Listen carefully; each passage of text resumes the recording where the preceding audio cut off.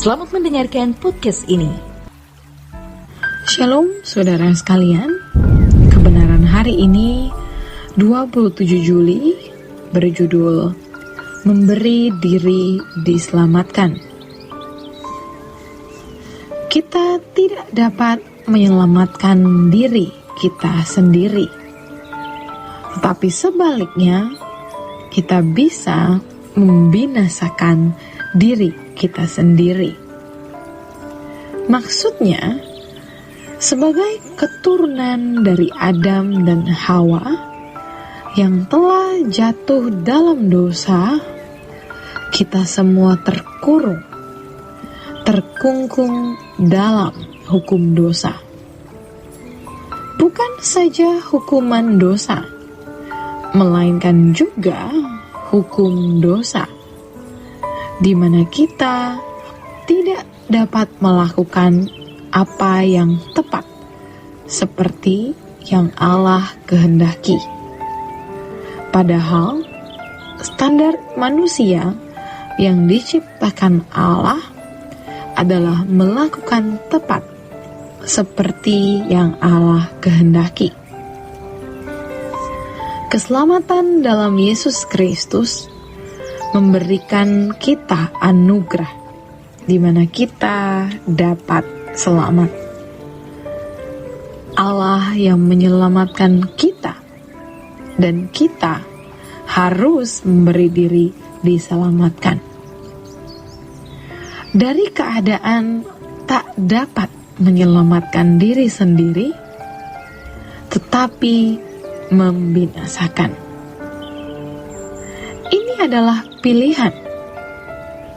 Dalam hal ini, kita tidak boleh menyerah atau pasif. Sebab kalau kita pasif, kita akan tergulung dalam proses kebinasaan yang dikerjakan oleh kuasa kegelapan. Kita harus memberi diri diselamatkan. Ini sama dengan kita harus menyelamatkan diri kita sendiri. Bukan kita bisa menyelamatkan diri sendiri. Tidak bisa. Karena bagaimanapun keselamatan tetap anugerah. Manusia itu pada dasarnya tak dapat menyelamatkan dirinya sendiri, tetapi membinasakan. Dalam konteks sebagai manusia, keturunan Adam yang telah jatuh di dalam dosa. Tetapi oleh karya salib Tuhan Yesus, di mana Tuhan menebus dosa-dosa kita dan membawa kita kepada Bapa dalam keadaan dibenarkan walaupun belum benar, maka kita harus memberi diri diselamatkan. Hanya anugerah Tuhan melalui Roh Kudus yang akan memimpin kita, dan firman kebenaran yang menuntun kita masuk dalam proses pembentukan Allah, di mana Allah bekerja dalam segala sesuatu mendatangkan kebaikan bagi kita.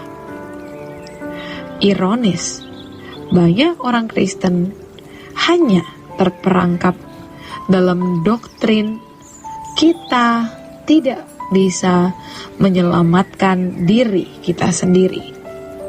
Hanya Allah yang menyelamatkan kita oleh anugerah. Ini menjadi absurd atau kacau. Memang kita tak dapat menyelamatkan diri kita sendiri. Allah yang menyediakan. Tetapi kita harus memberi diri diselamatkan. Yang sama dengan kita harus menyelamatkan diri kita sendiri. Tapi jangan dibuat kalimat kita bisa menyelamatkan. Sampai kapan dan bagaimanapun tidak bisa. Karena itu bisa terjadi hanya karena anugerah. Banyak orang tidak memberi diri diselamatkan.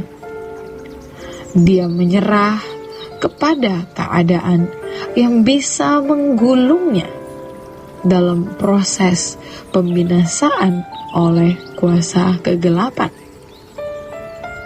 Kita harus keluar dari kubangan proses itu, sebab kita ada di dalam hukum dosa. Artinya, kita tidak bisa tepat melakukan apa yang Allah kehendaki. Padahal, standar manusia yang Allah inginkan itu melakukan tepat seperti yang Allah kehendaki. Di sini, Tuhan menyediakan sarana keselamatan. Pertama, Roh Kudus. Kedua, firman yang membawa kita kepada seluruh kebenaran Allah dan memperbaharui cara berpikir kita. Ketiga adalah proses, di mana Allah bekerja dalam segala hal mendatangkan kebaikan. Masuk yang namanya sekolah kehidupan, pemuritan, atau proses pendewasaan. Karena kita tidak diajarkan bahwa kita harus memberi diri diselamatkan, maka banyak orang hanya menyerah kepada keadaan. Dan konsep ini membuat kekristenan tidak ada implikasinya secara proporsional. Semua hanya dalam format definisi. Akhirnya, terjadi pemisahan antara praktik kehidupan dengan doktrin.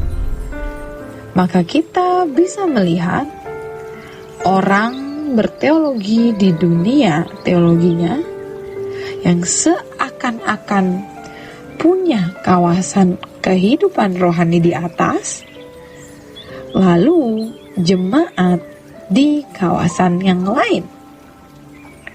Mestinya tidak demikian.